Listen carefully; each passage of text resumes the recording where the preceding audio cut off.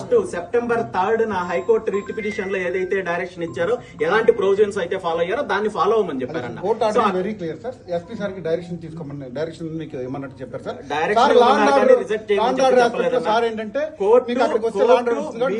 Decision తీసుకోమని చెప్పలేదు, proceedings ఇవ్వమని చెప్పారు, కోర్టు తాలూకు డైరెక్షన్ రిజెక్ట్ చేయమని చెప్పలేదన్న. నేను కూడా అదే ఫాలో అవుతున్నాను.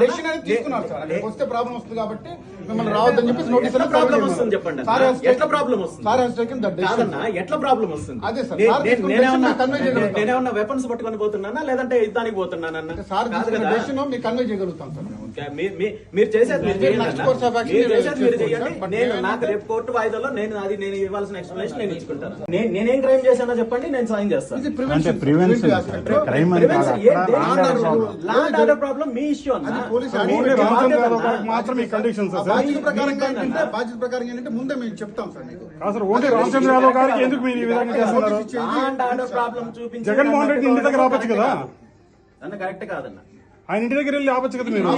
అదే డివిజన్ లో జగన్మోహన్ రెడ్డి గారు నిన్న ఇంటి దగ్గరికి ఎందుకు ఆపలేదు మీరు? ఆయనకి రాలేదా land order problem? Land order problem ఇప్పుడు ఒక 1000 రైతులు 1000 మంది మత్స్యకారులు ఉన్న చోట లాండ్ ఆర్డర్ ప్రాబ్లం ప్రొటెక్ట్ చేయనట్లయితే మరి ముఖ్యమంత్రి గారు 1,00,000 మందితో మీటింగ్ పెట్టినప్పుడు అక్కడ లాండ్ ఆర్డర్ ప్రాబ్లం రాదన్న.